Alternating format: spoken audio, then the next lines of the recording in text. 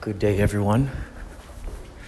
Thank you for listening to my episodes about the harmonic convergence that's been going on. We're going to open this up. You're listening to Inspirado Projecto. We're going to open this up. Hold on a second. I got to fix my mask here. We're going to open this up with each day starts with Mark sharing some information that he learned from an entity known as Tejbar. And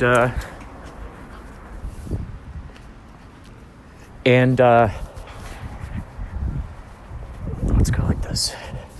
Beautiful day in the neighborhood, by the way. So he starts off each day talking about wisdom that he's learned from this extraterrestrial named Tejbar. And he used to be an atheist. He used to be like one of the top people at this atheist church, I guess you'd call it.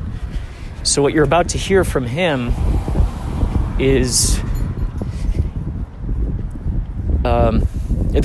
I guess the main guy at the atheist church ended up dying. He ended up dying. He was killed in a car crash. And when Mark had this revelation with Tejbar, he went in there and he told his people, I can't be a part of this church anymore. And they were all just wild-eyed and freaked out. And thought he was crazy, as one could understand. So what you're about to hear is a sermon of sorts, because I guess they have those at atheist churches still. It's a sermon that was given to him through meditation from the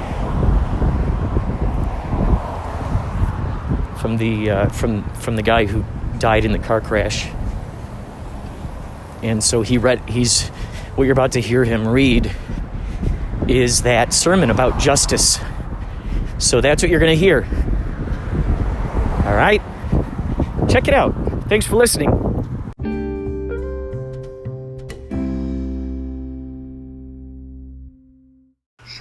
Wrote this pamphlet. It's a service of the Birmingham Temple, the congregation to which I belonged for many years, from 1994 until 2013, when I left my congregation because I knew I could no longer stay there. I needed to go on my path of spiritual development.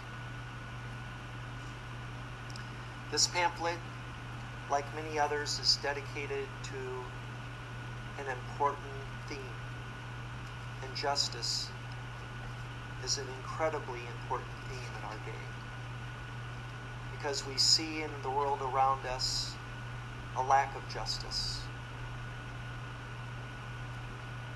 And the harmonic convergence being bookmarked by July 4th, in effect, and July 14th, the two most important days in human history involving sovereignty of the individual and of the nation, justice factors in quite heavily. So I want to read you about justice. Justice. Life is unfair. The fates do not give us what we really deserve. The good die young. The wicked prosper. Aging and death confront us at the very time that we are best able to enjoy the fruits of our labor. Life is unfair. Destiny is less generous than it ought to be. The summer is too short. The winter is too long. Floods, drought, and disease arrive as uninvited guests. When we think that we are finally in control of our lives, some unwelcome surprise reminds us that we are not. Life is unfair. The righteous often look so plain, and the wicked seem so attractive. Healthy discipline is hard, and harmful pleasure is seductive. Appearances are deceiving. So the message is very clear. Since life is unfair, since the fates are unjust, we have to make up for it. We have to bring some order into this moral chaos. In defiance of an uncaring destiny, we shall strive to be fair. In the face of an indifferent universe, we shall work to be just.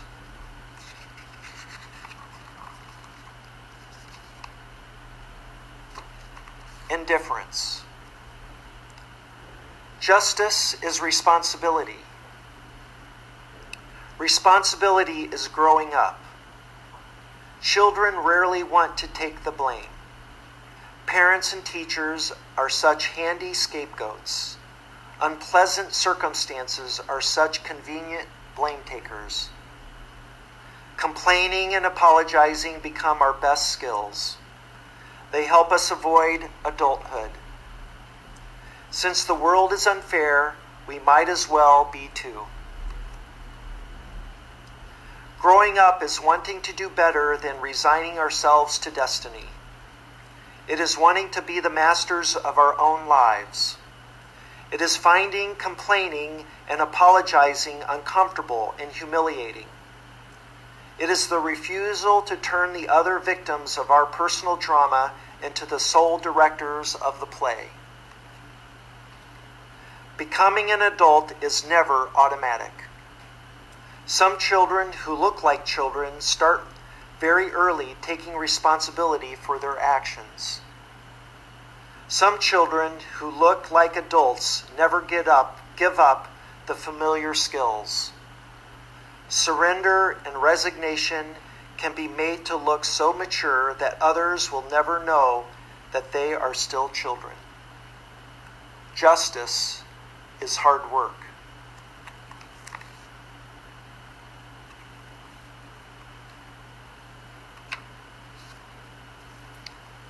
Fairness. Justice is fairness. Fairness is equality. We offer equal rewards for equal acts.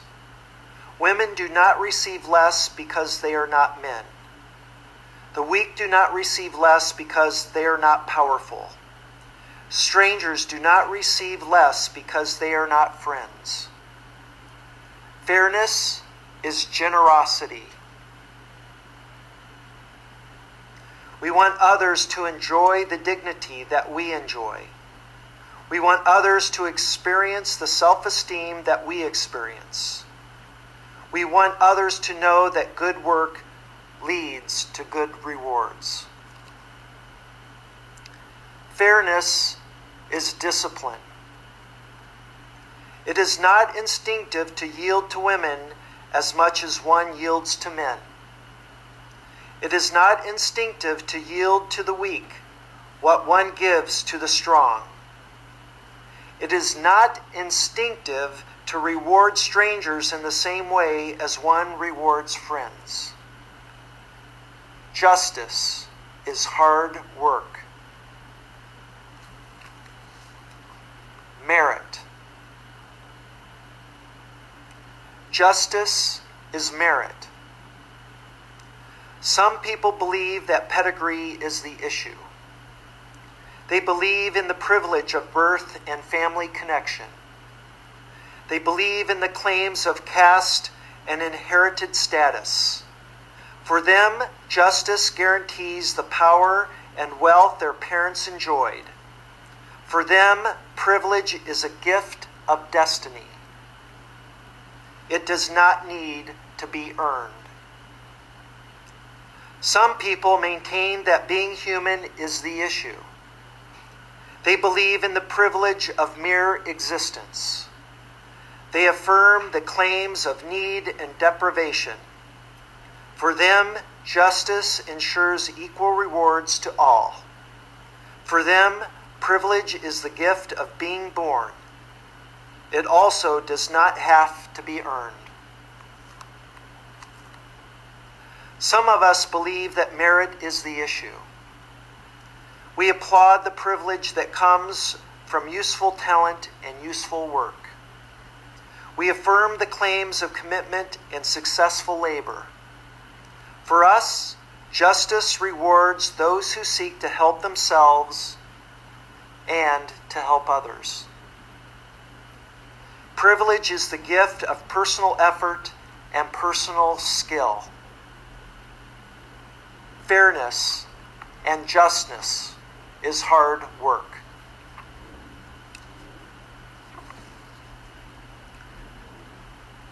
Limitations. When we pursue justice, when we try to be fair, we have a good-humored and recognize our limitations. It is sometimes difficult to resist the claims of pedigree. Our children, our family, our friends are very important to us. Even when they abuse us, even when they are undeserving, we are reluctant to deny them our support. So much of our motivation for working comes from their existence that when they misbehave, we are willing to overlook their actions. We temper justice with forgiveness and loving indulgence. It is sometimes difficult to resist the claims of human need. Poverty may be unavoidable even for those who want to work hard. Education may be unavoidable even for those who want to learn. Even the lazy and the indifferent may look needy enough to arouse our pity. We temper justice with compassion and generosity. It is even sometimes difficult to enforce the claims of merit. Talents are so unequal that the casual genius may receive far more than he needs, and the hard-working drone may receive far less than survival will allow. We temper justice with a concession to effort. In the face of all these limitations, justice is hard work. Motivation. Justice is more than an idea. It is more than an ideal. It is an action and behavior. It needs motivation. Why then should we be just? Why should we be fair? In what way will an unjust world serve us worse than a world in which fairness prevails? Sometimes sharing rewards with those who deserve them leaves us with less than we want and need. Sometimes asking for more than we truly merit makes life easier and more comfortable. The reward of justice is neither guaranteed pleasure nor guaranteed survival. It is personal dignity. Dignity is respect. And respect comes from neither pity nor compassion. It arises from the realization that others regard us as competent human beings, as useful citizens. It emerges from the awareness that we see others in the same way. Justice is hard work, and so is mutual respect.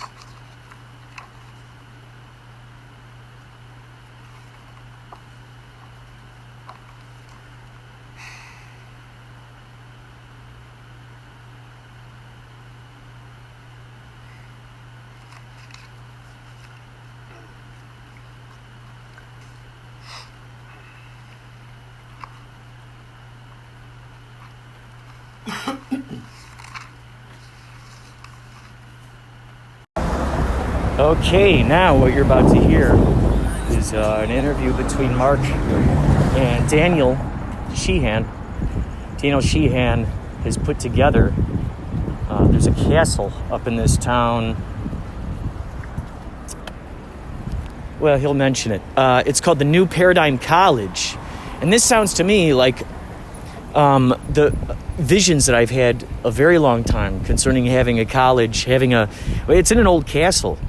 And for the longest time, I've had these ideas about, I pictured a castle with a bunch of artists and writers and directors and all kinds of just creative people learning, working with each other, collaborating with each other's projects. And it's actually a reality. They got this college that's about 6 hours north of Los Angeles that I think one day I will go to. I will either teach there, live there. I just have a calling to this place. I have a calling to this place. So, we shall see what happens. New Paradigm College. New Paradigm College. Look it up. Man, it just looks like Shangri-La. So you'll hear these guys talking about it and a bunch of other just extraordinary subjects. So thank you for tuning in to Inspirado Projecto.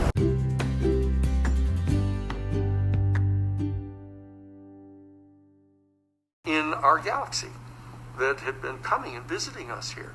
And so I was talking with everybody about this, and eventually the Jesuit order ended up convening a big meeting at the Vatican in 2009 and brought in all kinds of world scientists. And at the end of that whole thing, this was under Pope Benedict, who was really a very conservative guy. Yeah. And they all saw the light, and so they came out and held a major press conference on November 10th of 2009 saying, in light of the discovery of more and more of these new exoplanets, it's quite clear to us that much sooner than had been anticipated, we're going to be discovering life elsewhere in the universe. And therefore, the time has come for the beginning of an extraordinarily important conversation among all the people of our planet about the philosophical and theological questions that are now posed to us as a human family, from discovering that not only are we not the center of the physical universe, as we all came to discover with Copernicus and Galileo, which the church had some role in. But the fact is that in response to learning that we were not in the center of the physical universe, we constructed this pyramid of conscious life and put ourselves at the top of it. He said, and now it's clear that's not true. And so that we're going to have to adjust to this. You know, the whole physical universe has not been created as a stage on which to play out the drama of human evolution, up from primordial consciousness into reflective consciousness of the infinite and eternal. You know, there's other stuff going on in the universe. And so that clarion call went out. And so we said, look, it's time we have to start putting together this new Paradigm Academy. We ended up being given a 60,000 square foot Art Deco hotel up on Clear Lake, up just 100 miles north of San Francisco in the Lake District up there, which, as it turns out, is ground zero for the massive forest fires that happened, the grass fires in California. So they're extraordinarily interested in trying to deal with the issue of global climate change, the massive adverse impact on our global ecological system for burning fossil fuels, etc. And so they've all suffered the consequences. So what we've done is said, look, the new paradigm has to integrate a Green New Deal. That part of the new paradigm is having to get off fossil fuels, stop burning the fossil fuels and destroying our ecology. And we have to have solar energy and geothermal energy and tidal energy, utilizing the natural forces of our planet to generate our electrical power and our communications, etc. And so we now have the new Paradigm Academy there. There's an additional 10,000 square foot attic, which I love. So it'll make 70,000 square feet. Right. But anyway, we're in the process of doing this. We were beginning to hold conferences and gatherings of of curriculum specialists in reaching out to the Jesuit order. They've got 29 different universities and colleges here in North America to get them to potentially assign some students in their junior year for a junior year abroad at home to come there in bed with the people of the Lake County bioregion to understand what the plight is up there, how they can work together, and at the same time bring people in from around the world to discuss the entire new paradigm. And so we've got the place all with fiber optic cable, all now for televising these gatherings and stuff. And we're reaching out to establish communications with people from around the world. And the professors in these various universities are just jumping out of their shoes to get to come and teach at this place because they're under such constraint in the normal universities and colleges. They're all wedded to this scientific, logical, positivist, materialist world. And that if you can't touch it and taste it and feel it and weigh it, and measure it, then it doesn't exist. Not just that we don't know yet everything, but just that it doesn't exist. Right. So that this new paradigm has to open up to the dimensions of reality that are at present outside of the direct tactile contact. And that's why these UFO contacts and things are so important, because they actually cross the bridge. They come from that other vibrational frequency, that other dimension pursuant to which they move in interstellar space. Right. And they lower their frequency down to come into our four-dimensional time frame and encounter our people. And as Barbara Lamb has said, who's this wonderful person, a very dear friend of Dr. John Max, who's interviewed hundreds and hundreds of people who had the experience, she says that in over 70% of the cases of people who've had these kind of contacts like yours, that the extraterrestrial beings talk about the need to protect our planet, to protect the ecological systems of our planet, because this is such an extraordinary place, not unique in the whole universe, but comparatively rare, and it gestates life up out of the chemical combinations and forces, natural forces of our planet, which all of the basic religious traditions talk about. Coming up out of the earth, coming up out of the wind caves for the Lakota people. That this deep understanding of our human family, of our direct organic connection to our planet, is extraordinarily important, and that we need to renew this relationship with the earth. And in light of the fact that 70% of the contact experiences are asking us to do this, we believe that the reaching out and establishing communications and contact with the extraterrestrial civilization is going to be supportive of what we're doing. They're not going to step in and say, here, we're going to take over now, you're messing up your planet. They're saying, look, we're coming in trying to give you some pointers on this. We're trying to talk with some people and say, look, you ought to go talk to your friends and neighbors about what you're doing, polluting this entire planet. Right. And so that there's a relationship between the Green New Deal, the new paradigm vision, and our reaching out to the stars and opening ourselves to these contacts that are happening, such as you have had, which is an archetypal contact with an extraterrestrial being and also has now shared some additional insights into the theological implications of this, or what we normally perceive as theology, right, of where we go after we die. Is there life eternal? Is there a resurrection of ourselves into another body? Is there such a thing as the resurrection of the body and life everlasting? Which is a basic part of the creed of a lot of the religions. Only they don't quite understand what it means yet. Right. And so that's the new paradigm. That's part of the thing we're up to. And we're drafting the California Green New Deal. We've reached out. We've been talking with both political parties and the Green Party in California, saying, look, we can no longer be satisfied with the political leaders just trying to do what is politically feasible. Well, they know it's not adequate. They're running right off the cliff.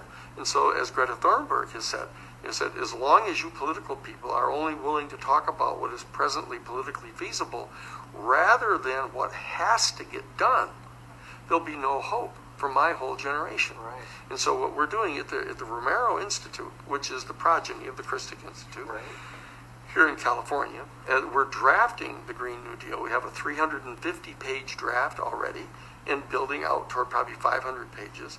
We've got a 50-page summary of it, 4-page executive summary, and we're sharing this now. And we've talked to Governor Newsom's people about it and Governor Cuomo's people about it. We're sharing this information, and we're reaching out to other experts, not to wait for them to tell us what to put in the act, but what we're putting in things that we know will work. They're technologically feasible from a scientific point of view, and they do the job.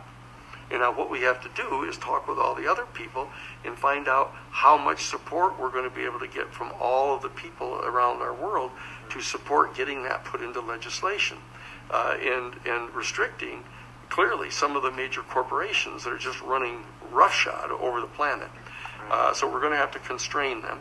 So we're going to have an experience not entirely dissimilar to what Franklin Roosevelt had to deal with back in 1932 after the Great Depression of 1929, of having to have a whole new deal, have a whole revisiting of the basic economic assumptions about our country. We have to do this now, not only with regard to the economy, but also with regard to our health, and our relationship to the natural processes of our planet, our entire agricultural system, having to do with our food, all of our generation of electrical energy, our means of transportation. All of these things have to be taken into account as part of the new paradigm. And so that's what we're doing at the Romero Institute, focusing on the Green New Deal. And we have the New Paradigm Academy up in Lake County, as I say, right? It's in a little town called Lucerne. Yeah. People can look it up. It's beautiful. I've been there many times. Look up the Lucerne Castle. It's actually a castle. It's an old Art Deco hotel built in 1929, just before the Depression. And so it just sat there. And so we've had a wonderful guy, Andrew Beef, the head of the Earthways Foundation, has purchased the place and made it available for us. And so we're all working together, and the people who are listening to this will know about it. And they'll know both about the Romero Institute and the Green New Deal. Right. They'll know about the New Paradigm Academy that's up in Lake County.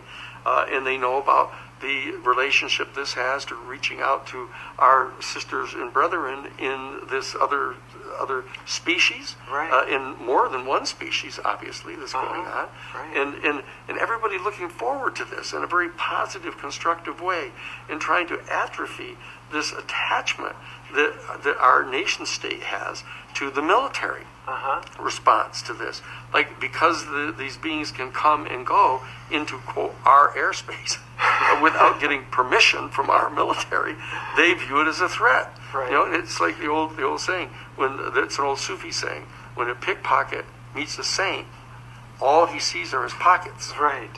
And in this particular case, the military prisming the entire UFO and ET phenomenon through the prisms of military hardware and defensiveness, that they're trying to figure out how to combat them. How can they overcome them militarily and maintain control over our planet?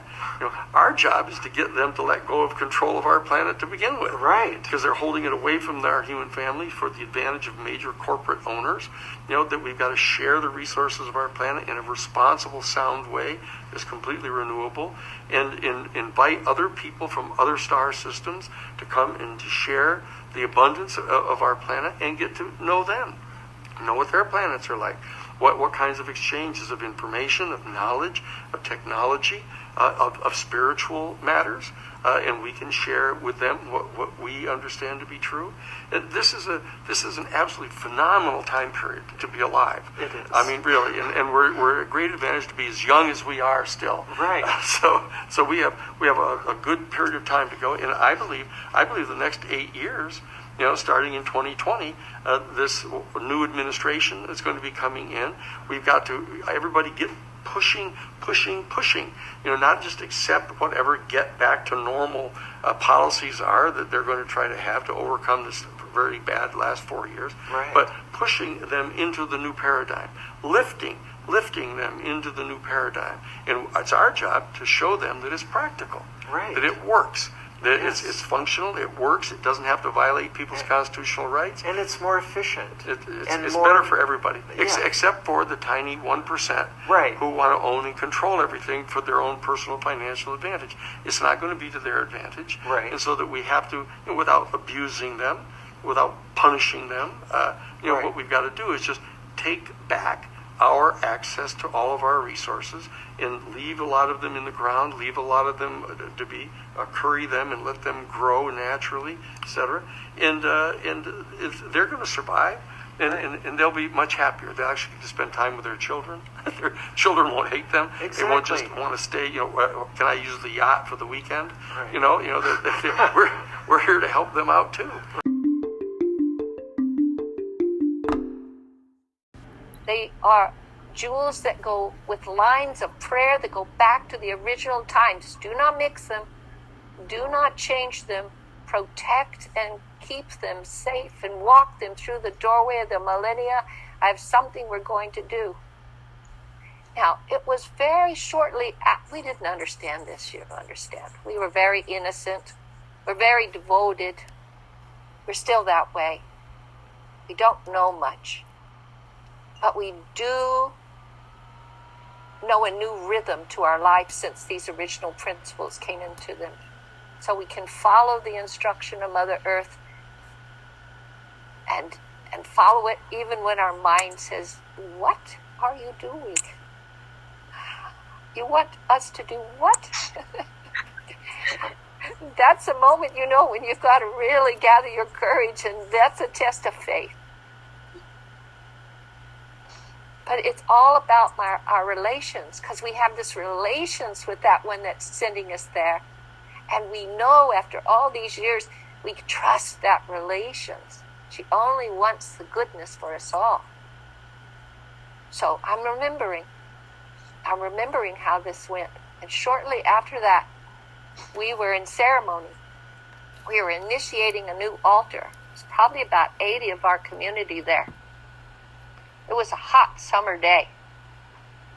Beautiful, beautiful starlit sky. Beautiful starlit sky. Clear, clear, clear. I was running this ceremony. My sister Darlene that helps me with these things, she was helping me too with everything, watching after to make sure everybody was getting good care. I went outside to check on everybody because there were people inside and outside of this big yurt that we were in holding the ceremony. And all of a sudden, I look over. Now, we're set on top of a mountain. It's national forest on all four sides. Hot, dry summertime, right?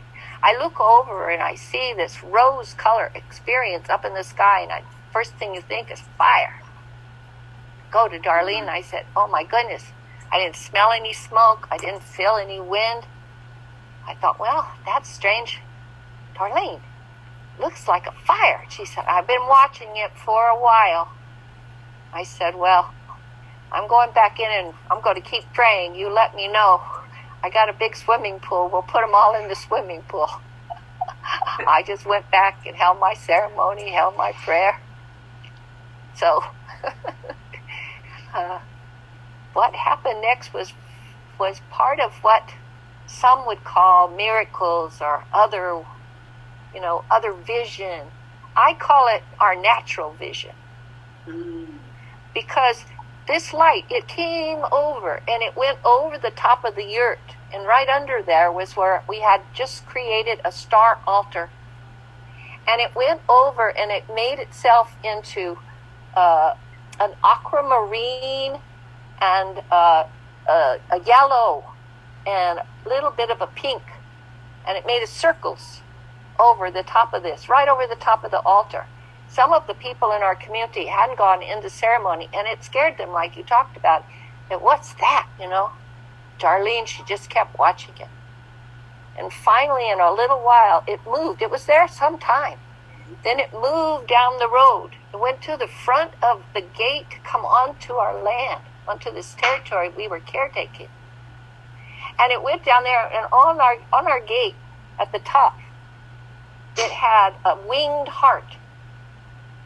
and it created itself. It made another circle. It put an equal cross inside. And my sister, both of them could tell you what that equal cross really means inside of there, that place of wholeness.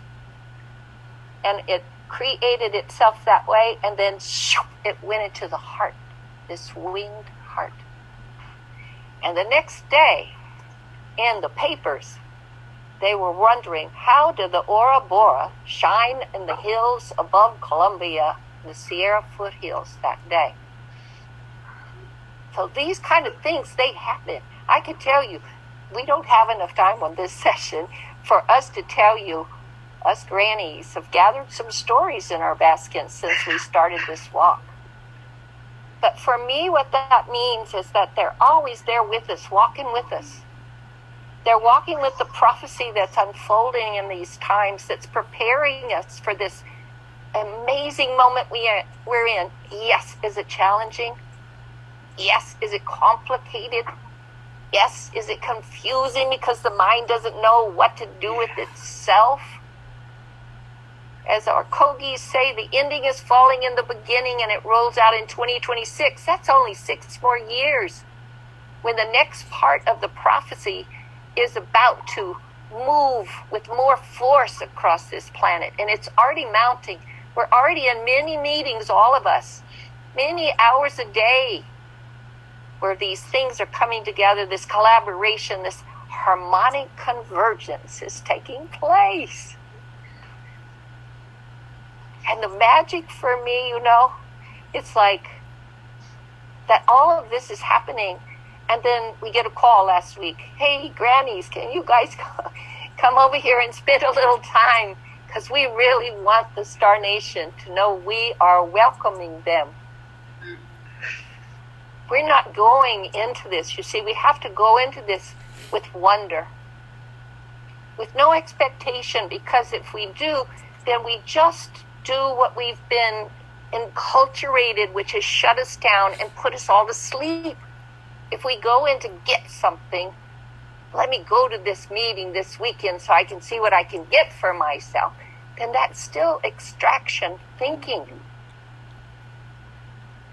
Can we go and sit down at this fireplace today and just sit down and form this good relations with one another and see what wants to pop out, what wants to be shared, what wants to weave itself in this moment with all of us?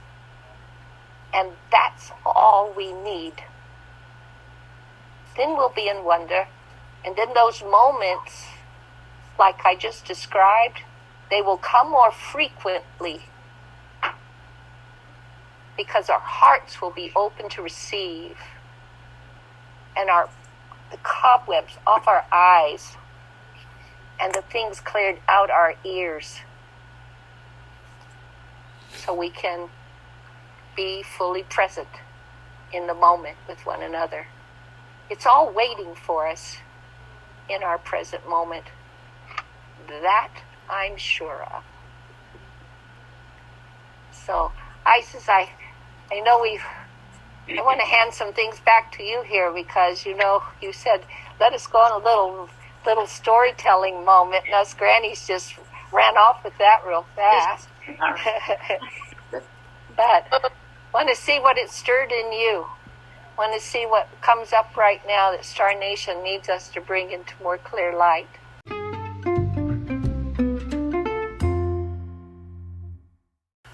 Or 1985, rather, in December of 1985, I did not understand at the time.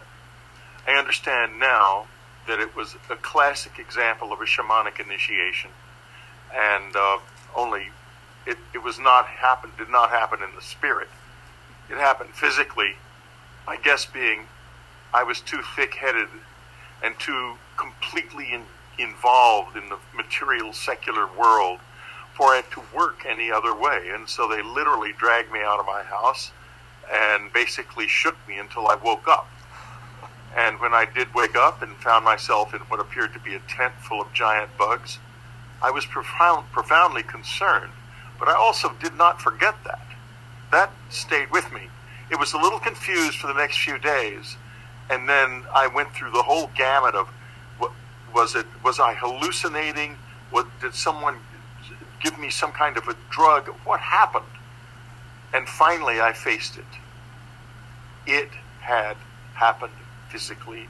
There was a reason I was all beat up. There was a reason it turned out I had really been seriously beat up, let me put it that way. But that, people say, oh, they beat you up, that's bad. Depends on what it led to. And what it led to for me, was a completely new life and a new vision of life, a reconnection with my own lost past in my childhood, and where I am now in this extraordinary relationship with them. Working right now on a new book, which is a new vision of Jesus, of all of the things I never expected to do, but I'm working on it, and you can see behind me my wife Annie, and I noticed that I did not brush my hair today. Okay, you folks, you have to just accept it. We're on lockdown, I'm all alone, and I failed to do this. Okay, anyway, and this incredible little thing in my ear that I call an implant, it's a little device that I have learned to use, and it is the most extraordinary research tool in the world. I only know one other person who has hit one, and he cannot make use of it. He knows how, but he can't do it, and I can. And I'm using it to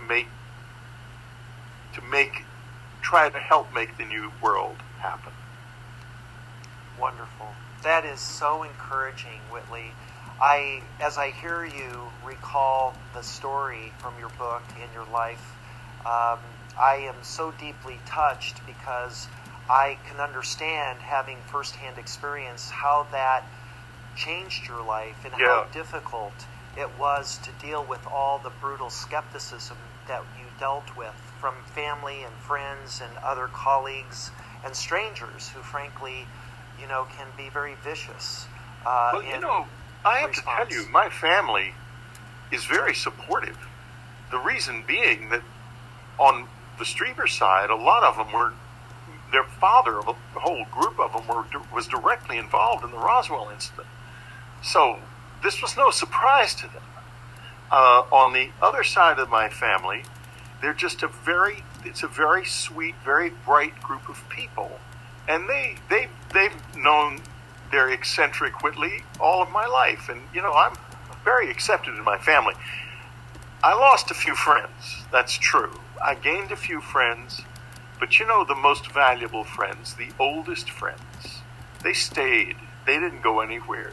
In fact, my very oldest friend, recently I talked to him. We've been friends since we were little boys, yesterday. And and he's become a very important man in this world. I'm not going to say his name because it would be inconvenient for him. But so that's not the problem. And a lot of people came up to fans, and some of these people have been with me on my website and following my work ever since communion days. So there's a lot of good there. Now, on the other side of the coin, there's a government that's scared to death of me. Because I'm not even going to go into what I think they think about me, because I don't really know for sure. But let's put it this way. Some of them who are deep into this are very open about my experience and are very eager to learn more. Most of them are terrified, frankly. They're terrified of the visitors. They're terrified of me. And they're terrified of us and what we're doing, because we represent change so fundamental and so deep that it means something that they can't face, that their world is over. It's done. I mean, the planet's overheating. We've got this horrible pandemic around, and a leadership totally turned against itself. They don't know which way to go. And it's getting worse and worse and worse. And these things will build one after another, again and again and again, until their world essentially ends. Their world is going to end. But we will still be here. We will not end. And we're going to go into a new level of reality. Humanity is going to grow, and I'll tell you precisely what's going to happen. This veil between the living and the dead, the illusion that we die, is over. It's ended. See these rings? These rings are because my wife and I are still together. We just share one body now because hers conked out. But this is an active marriage. It's a very active marriage. We work together, and we're together in ways that I'm not really even ready to talk about. But let's put it this way. I know from my own life that there is a huge, undreamt of, and untapped group of possibilities in every single human being, and we can find this. Now is the time. Absolutely. Absolutely. I am so inspired by your words right now, because that's exactly the way I feel and the thing I've been evangelizing, and that's what this whole 10 days has been about. I've been working on this for 5 years to get this message out in as effective as a way as possible to as broad of an audience as possible, covering a whole spectrum of various subjects that at first blush don't seem to be related, but they're woven and intimately integrated. And I think in order for people to wrap their heads around this without having an experience like you had or myself, they have to do the work. You know, they have to listen to these witnesses, these wisdom keepers from Yes. the indigenous, from the elders of the indigenous cultures around the world that have so much of this knowledge, to other scientists who've had a spiritual awakening and understand how to convey to a layperson what that experience was and how it works from a scientific perspective. But it's so metaphysical at first blush that people naturally will shy away from it. Yeah, But, they tune it out because they've been taught there is no metaphysical. Right. They've been taught to be small and desperate instead of large and at peace with themselves. Right. That's the difference. And we have all been taught this. We're taught this from an early age. But you know, you mentioned indigenous people. And I have a tremendous affinity for them. And let me tell you why. And it's also, I'm going to segue into something else. The visitors do not walk the streets for a reason. And this people just endlessly waiting, for the moment of disclosure when Mr. President or someone steps forward and says they're here. Well, something like that could conceivably happen. But if it does happen, whoever steps forward at that level is not going to be doing this in the best possible way. It has to come from the people, and let me tell you why. Last summer, I was at the Pine Ridge Lakota Sioux Reservation, and this is all in A New World, which had to be published so fast. I self-published it because, let's put it this way, material from July of last summer is in the book that was published in November. So I was running to get this thing down at just the right moment. Anyway, I was there for 3 days at Contact and Consciousness Conference, which is going on there again this summer, by the way, although under different circumstances. I'm going to have to be, like I am now, teleconferenced in.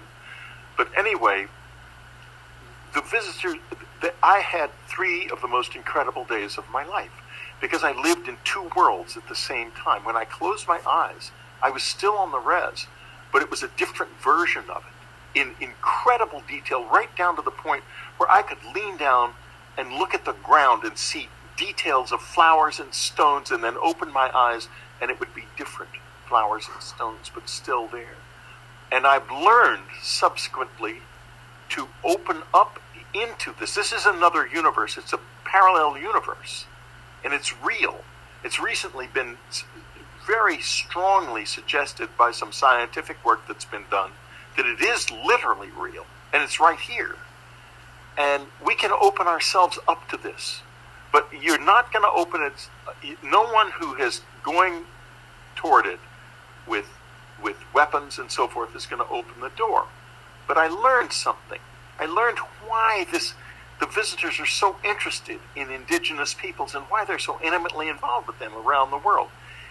There's one little word that explains it. It is colonization and the soul-destroying effects of colonization. And I begged them, come help us with this COVID thing. And they said, we will never steal your fate. We will never steal your fate. And they will never colonize us. And the minute they show up, I'm not talking about what the British did, which is quite terrible. I'm talking about just showing up for 5 minutes. We will totally and completely refocus our whole culture on them when that happens. We will self-colonize, and our whole journey into the future on our own will be lost to us. And their idea of repairing this world starts with the indigenous peoples. It starts there, because these are the people who have been most harmed. That's why they're so interested in them and so involved with them in so many different ways. And why those of us who are outside of that need to face the fact that, yeah, we're in the part of the society that needs to find a way to heal itself even though it doesn't feel sick. We have to look at them as they really are and learn from them what they have to teach us about our relationship with our planet. Because their feet are still rooted in the planet. I don't know what happened to our feet, but they're not rooted in any planet anymore. Well, we wear rubber soles. Yeah. It's a great album, too. Well, I am just so full of inspiration right now, and what you're telling me is